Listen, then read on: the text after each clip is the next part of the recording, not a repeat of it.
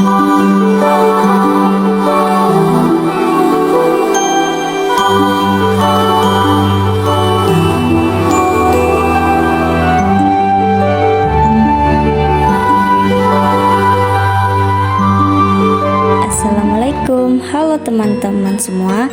Kami dari kelompok 8 akan mempresentasikan hasil tugas kami, yang dimana tugas kami berjudul tahapan penciptaan karya fiksi.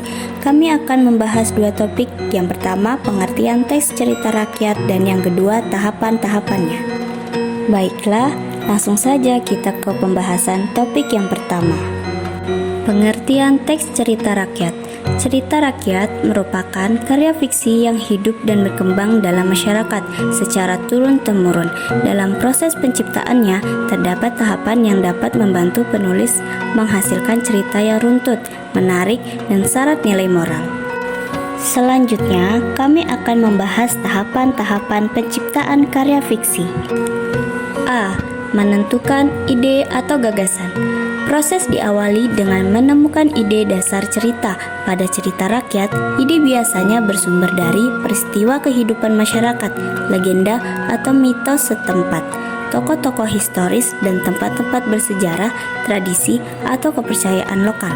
Contoh, ide tentang asal-usul nama sebuah desa atau gunung, mengidentifikasi nilai dan pesan cerita. B.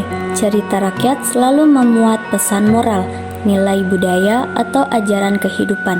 Pada tahap ini, penulis menentukan nilai apa yang ingin disampaikan: kejujuran, kerja keras, kesetiaan, larangan keserakahan, dan lain-lain. Pesan utama cerita, contoh, pesan bahwa kesombongan akan membawa kehancuran, menyusun tokoh dan penokohan. C. Menyusun tokoh dan penokohan. Tahap ini berfokus pada penciptaan karakter yang kuat dan sesuai budaya daerah. Tokoh dalam cerita rakyat biasanya berupa manusia, makhluk supranatural, hewan fabel, atau gabungan keduanya. Hal yang disusun: tokoh utama, protagonis, tokoh antagonis, sifat atau karakter, baik, jahat, licik, bijak, pemberani, pemalas. Contoh, seorang gadis miskin yang jujur dan baik hati. D. Menentukan latar cerita, setting. Latar dalam cerita rakyat erat dengan tempat, desa, hutan, sungai, gunung, kerajaan. Waktu, masa lampau, zaman kerajaan, dikenal dengan zaman dahulu kala, suasana, misterius, sedih, bahagia, menegangkan. Contoh, di sebuah desa kecil di kaki gunung beringin pada zaman dahulu. E. Menyusun alur atau plot cerita.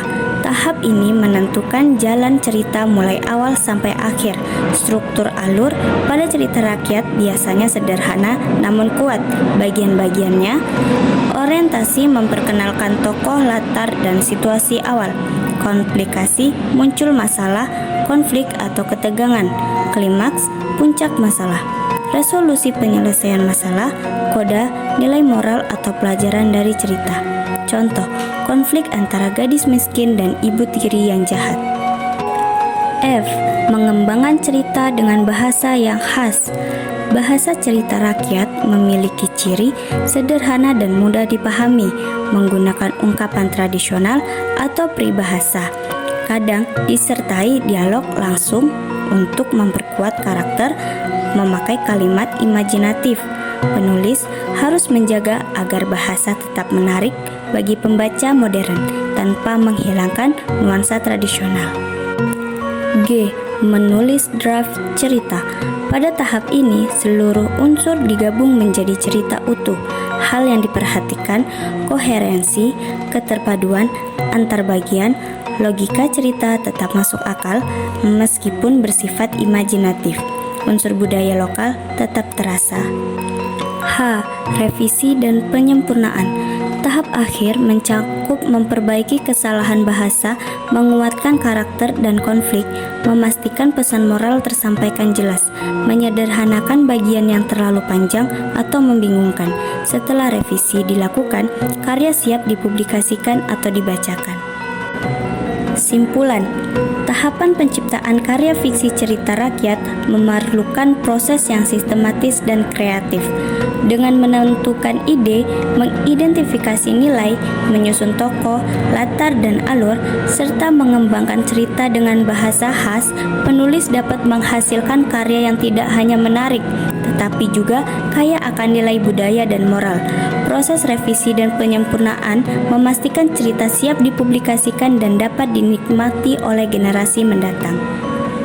Baiklah teman-teman, cukup presentasi dari kami. Semoga materi yang dipaparkan bermanfaat bagi kita semua. Saya akhiri, wabillahi taufiq walhidayah. Wassalamualaikum warahmatullahi wabarakatuh.